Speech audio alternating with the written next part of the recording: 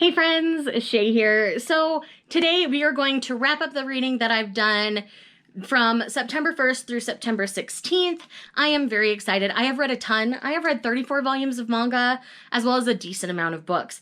So let's just go ahead and dive right in. I am going to start with the manga.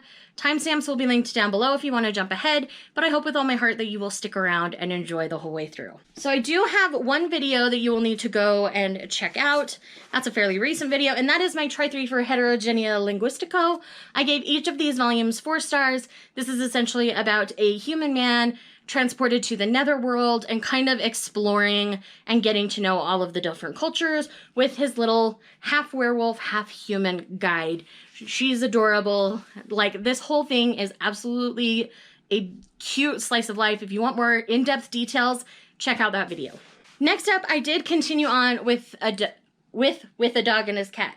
And a cat every day is fun. Again, this is a really cute slice of life with the mangaka and their particular dog and cat and their shenanigans. You do see images of the actual animals throughout the manga. It's really sweet and really cute. Though when it comes to other pet manga that I love, I don't think this one stands out as strongly. So I think I might end up getting rid of the first 3 volumes of this one. I'm going to sit on it for a little bit and think about it a little bit longer, but that's the way I'm leaning. The next series that I've been playing catch up on is Phantom Tales of the Night. So I read volume 5, 6, and 7 this month, and I really love the progression of this series. I don't think we have too many more volumes left of this one. It's kind of running its course. It might still be ongoing in Japan. I can't quite remember. But I'm really liking the arc that the story's taking because we revisit characters that we met early on in the series, and now we're seeing all of their stories weave together and connect. And so it's having a bigger overarching story going on rather than the small vignettes that you felt like you were getting in the beginning of the series. So I do highly recommend continuing. Again, this is like borderline horror, very mystery, paranormal. I'm a baby and I can handle it, so that should tell you quite a bit. But again, because this is volume 5, 6, and 7, I can only say so much. But I do highly recommend this. Not only is the art absolutely stunning, the story's really great and really solid. So again, highly recommend. As you can see, there's been a bit of a trend to this particular 30 and 30 challenge, and I'm catching up and finishing a bunch of series that I've been meaning to finish for a long time. One of those series is Assassination Classroom. Now, the canon story does finish at the end of volume 20, and then you get some afters and extra things in volume 21. But I do enjoy the arc of this story. I mean, I kind of saw it coming from a long ways off, but come volume 16 and 17, you start to understand more about Kuro-sensei and why Kuro-sensei is the way they are, and I absolutely adored this. I cannot... I do think I want to read this series again quickly all the way through before I decide what I'm going to do about the series, but I did enjoy it. The ending got a 5-star. Most of the series was a 3.5, 4-star all the way through, and this final volume was like a 3. If you like the extras, then they were there for you. But I do think most people should try out this series. It is available through the Shonen Jump app if you don't want to buy the box set or worry about spending the money yet. Try it out, see how you feel about it, and move forward from there. Another series that I finished was Dear Nomen. So it was only 2 volumes. I didn't realize it was quite so short, so I was a little disappointed because I definitely could have had more within the series. But the choice in deciding to end where they did worked nicely for me. I'm not 100% sure if this is one that I'm going to keep, though, just because it is so short. I think I'll read them back to back one more time before I make a final decision. I do have some rereading planned for later in the year, so I'm definitely going to put this in my reread pile. And then the last series that I played catch up on was A Tropical Fish Yearns for Snow. So I read volume 4, 5, 6, and 7. And so there's only 2 more volumes left in this series. It is complete at 9 volumes. So I've got 2 more to go. I am really enjoying the arc of the story. It feels like both girls are growing and progressing in the ways that they need to be healthy people. And so I am really excited to see how this story ends up concluding. It's really sweet. We do see some jealousy happen within these 4 volumes, but I think at their ages it was appropriate and it wasn't overly drawn out. So I am really excited to see how this continues. If you have not tried A Tropical Fish Yearns for Snow or you want more specific details, I did also do a Try 3 on this a while back. I will leave that linked in the corner if you want specific details on the series. All right, so now we're on to individual volumes for series. So first up here, I have Thigh High Volume 2. I loved this just as much as Volume 1. I highly recommend continuing on with the series. It is only going to be a 3-volume series, so nothing should feel overly tired or redundant by the time the series finishes, and I really loved this. This guy in the background is a new character that we meet very early on in Volume 2, and he adds a lot to our story, and it's really cute and really fun. I do highly recommend. Next, I have Love and Heart Volume 2. Again, this was on the mystery thriller side of things. This guy gives all the creepy stalker vibes out there, and man, he is a piece of work. I am really, like, intrigued where the story is going to go from here, because man, he's got serial killer vibes. Like, I can't say that he doesn't, because he does. And it's creepy, so creepy, but in a good way, like in an entertaining fiction way. Like, this would never be okay in real life, but in fiction, I like it. Next, I did continue on with Snow White with the Red Hair and finally got around to reading Volume 14. Continue to love and adore the arc this series is going on. Even though the series took a huge pivot, like halfway through Volume 12 into Volume 13, I think it's a smart pivot for the series, and I'm really looking forward to getting into Volume 15 very soon. Next, I have one that I've had sitting on my shelf far too long, and that is Wonder Cat Kyuchan. So this one, again, is about an owner and his cat. His cat has humanoid tendencies and wears a bow tie, and it's just very short vignette for coma style cat stories. And if that's something you love and adore, I highly recommend. This is so cute. I do like this more than With a Dog and a Cat Every Day is Fun, but maybe that's because I don't have a dog, so I don't relate to that dynamic so much, but I loved this so much. And Kyuchan is adorable. We really love Kyuchan in this house. Speaking of cat mangas that I love and adore and will forever love and adore, that is A Man and His Cat, Volume 4. I love this series with so much of my being. Mr. Kanda and Fukumaru are adorable. I love Mr. Kanda and his Catman energy. And this rival of his also gets a Fukumaru-style cat, and it's super cute because Fukumaru and his cat end up being real good friends. And I love it. I love it a whole stinking bunch, and it's great. Highly, highly, highly recommend this series. Square Enix is killing it, in my opinion. Next, we have Beauty and the Beast of Paradise Lost. This is phenomenal. This is the creepy Beauty and the Beast story you've always wanted. The art is absolutely stunning. Like, so stunning. And I cannot wait for Volume 2. The way the story is being told is absolutely wonderful, and I really just can't get enough. And then the last one physically that I have here is Breath of Flowers. This one's by Callie. This is a sweet Yuri series in which we have two girls. One is a, like, basically junior in high school, and the other is a freshman. And the freshman is always like, I don't understand, like, shipping gay relationships because there's only a prince for me. And the prince he happens to pick out is actually a girl who's a bit more androgynous, not super curvy, but is starting to develop into her curves. And so their dynamic is absolutely adorable. I love them so much. Like, I just can't get enough. I'm really excited for Volume 2 to come out. This one's from Tokyo Pop. And I just really had a great time reading this, so I highly recommend picking it up. Now, I do have a couple that I borrowed from others or read digitally, so let me pull up my image to make sure I talk about all of them. Okay, so the next one I'm going to talk about is Bad Boys Happy Home. This has a undertone of, like, Yakuza and homelessness and two boys just being friends in a very unconventional way.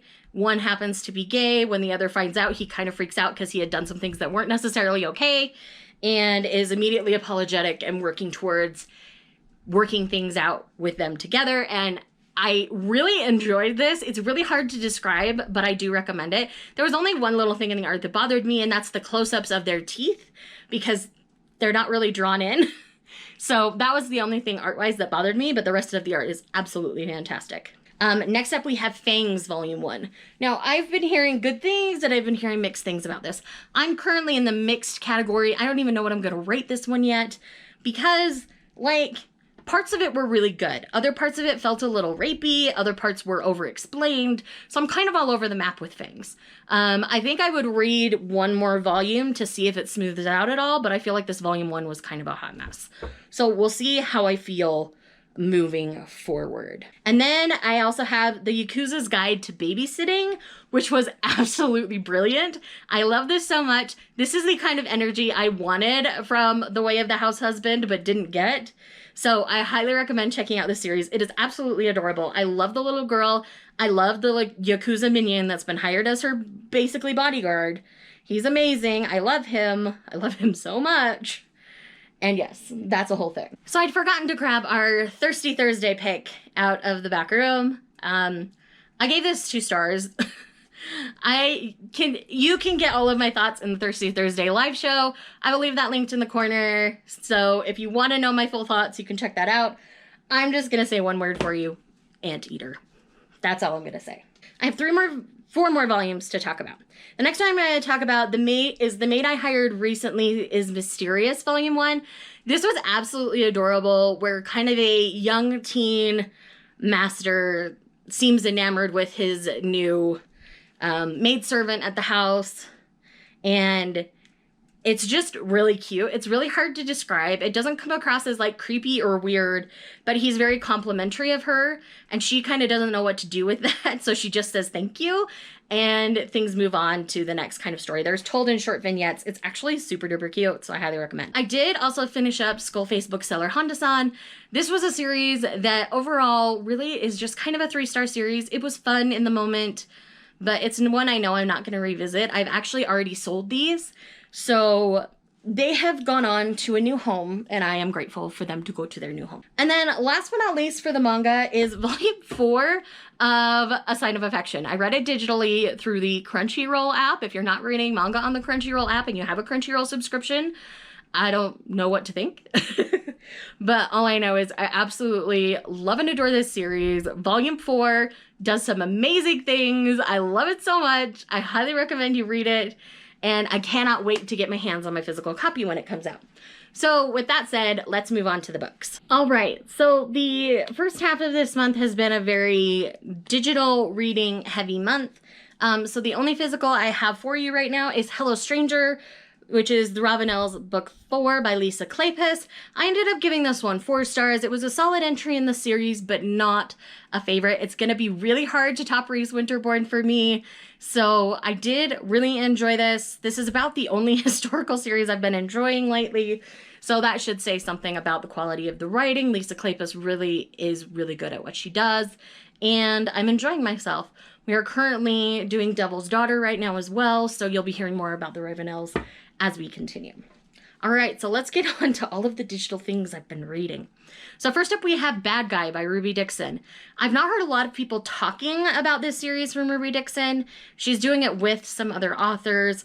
I really enjoyed this. He has tusks, and they're both basically enslaved by this one group of people, and so they end up relying on each other to keep the peace and keep themselves sane in their situations. It is really brilliantly done. He would burn the world for her. She would burn the world for him. And I love them. I love them so much. Highly recommend. Next, we have The King's Spinster Bride, also by Ruby Dixon. You're going to see a bit of a trend here this month. And in The King's Spinster Bride, basically, she ends up saving the prince of the conquering kingdom and treating him with respect and kindness, and in that moment, he decided she was going to be his forever. It's been many years, she still is unmarried and is basically a spinster, and he comes back to wed her, and it's essentially their preparations for their marriage. It is beautifully done. I highly enjoyed this one. So if you like Ruby Dixon's writing, and you know you do, I highly recommend checking that one out. I'm sorry, I lied. I do have another physical one, but I just consumed it on audio, and that is High Mage by Terry Mancourt. So if you want more detailed thoughts on this particular book, it is book 5 in the Spellmonger series. I do have a review for it, so I will leave it linked in the corner for you. But yes, I am still really enjoying this series. The vice that Min has isn't necessarily my favorite, and I do go into depth about that in the video, so if you want to know what that is, just let me know. All right, next up we have an arc which was Witch Please by Anne Maguire. or Anne Aguirre, sorry. I ended up giving this one 3 stars. It was just kind of middle in the road, kind of a beach, fun, witchy read. I was hoping it was going to be a little more than it was. I mean, it's a man who is a literal cinnamon roll making literal cinnamon rolls. So, like, there's that. And it was cute. I had a good time reading it. I would recommend it. If you think it sounds cute, give it a try. Next, we have Mom Jeans and Other Mistakes by Alexa Martin. Now this one's a heavy-hitting women's fiction from Alexa Martin. We're dealing with 2 women, one black, one white, in different situations where they need to move forward and progress. There are quite a few triggers and content warnings, so I would recommend looking those up before you start this book. But man, we have a custody battle, we have fame, we have all sorts of things. It was really well done and really well handled, so I do recommend it, but make sure that you check the triggers and that you'll be safe first. Next, we have Breaking Baggager by Shelley Lawrenston. In this one, I felt like our couple got gypped a little bit because we were spending too much time going back to the sisters from the previous 3 books. And we spent a little more time with them than I expected to following a new couple. I mean, Max, of course, we're going to see because it's one of her friends from her basketball team. But I felt like we saw the other 2 sisters way too much for a book about one of the teammates. So it wasn't necessarily a bad book. It just wasn't my favorite in the series. Solid 4. Then we have When Sparks by Helena Hunting or Helena Hunting. I'm not 100% sure how you say it. I've heard it both ways. This one was really strong for the first half to 60% of the book. I was really on board with what was going on. After that, it just kind of fell apart for me. I don't want to go into too many details. I don't want to spoil lots of things for people. But I think if it sounds interesting, you're welcome to check it out. I do enjoy Helena Hunting's writing for the most part, but this one just fell a little flat towards the end for me, and I'm really disappointed because I really wanted to love it. Speaking of books that I didn't think I was going to love but did, I Married a Naga. I loved it better than I Married a Lizard Man. And yes, he's a snake. A big, giant, humanoid upper body snake with a hood. And a forked tongue. But this really deals with a lot of things of cultural differences, people breaking boundaries just because they think they can, entitlement. Basically, she's a hunter that's been brought in to get rid of a pest creature on this planet, the planet of the Naga people, and she sees a Naga village being attacked by one of these creatures. So she breaks all the rules and crosses a boundary she's not supposed to rescue people. And because she crossed that boundary, she has to either die or become a citizen and marry somebody in the clan. Their head hunter, Naga, who had already kind of seen her out in the wild and saw how respectful she was, has basically offered to marry her, and she takes him up on his offer, and it's their romance. The discussion and the communication, I think, was even upped a level in this novel compared to the previous. And, like, the discussions about just small things like how a home should be curated and bathroom habits and things like that are very prevalent in the book. And I think it's so well done. I highly recommend this series. I highly recommend Regine Abel as an author, but in particular, I really liked this book, and I don't want to say I liked it because it's a snake, but I can't say I didn't like it because I did. It was fantastic. I highly recommend checking it out if you want to at all. Okay, the next 3 are the first 3 books in the Fireblood series by Ruby Dixon. And I love what's happening in this series. So these first 3 books do feel like they're in kind of the same tone and movement right now because there's a memory issue for the dragons. And so that makes the dragons' behavior very similar in the 3 books. But each of our heroines has been very different, and that's been very helpful. And so I'm really enjoying exploring the world. I do have the 4th book on my audio to pick up here soon. So I do plan to pick that up very soon. The next one I have here is an arc, which is the final book in the Warrior Bard series, and that is A Song of Flight by Juliette Marillier. I wanted to make sure I said the right name. I felt like the conclusion to the stories was great. It does tie into the Seven Waters series, so I would recommend reading Seven Waters before you read the series, especially this last book. There's a lot more ties to Seven Waters in it, and I really enjoy Juliette Marillier's writing. Again, because it's a final book in the series, I'm not going to say too much. It's a very strong ending. I ended up giving it 4 stars. I highly recommend checking out this series. It's a simple 3-book series. Really beautiful, face-centered fantasy, and yes, just all the yes for this one. It was so, so good. Then the last two things we're going to talk about real fast are Sinner and Saint by Sierra Simone. Now, Sinner is my favorite of this Bell family saga series so far. I really love Sean Bell. He is amazing. And he is the one who challenges all of the religion because after his sister died, we learned about that in the first book, Priest. His reaction to it is very different than his brother's. Rather than clinging to the church, he rejects the church completely. They find out that their mom has cancer, so trigger warning for that. And so he's dealing with all of that as well as the grief of losing his sister. In the meantime, his best friend's little sister comes in, not looking like a best friend's little sister anymore. And she happens to be working on becoming a nun. And her religious leader has encouraged her to try out the world before she shuts it all out. So she and Sean enter a contract, I guess you could say, or an agreement where he's going to show her all the sexy things that she would be missing out on and the kind of life that she could have if she becomes a nun.